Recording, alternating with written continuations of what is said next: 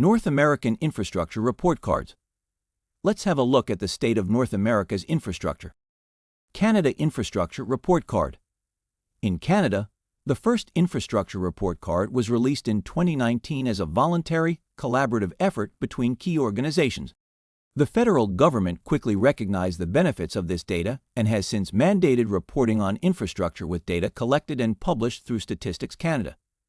Using the condition scale from very good to very poor instead of a letter grade data from 2022 indicates that between 15% and 50% of core infrastructure categories are in poor, very poor, or unknown condition.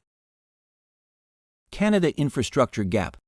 The replacement value of these assets is roughly $600 billion, or 28% of Canada's annual GDP, and does not take into account additional assets needed to meet population growth.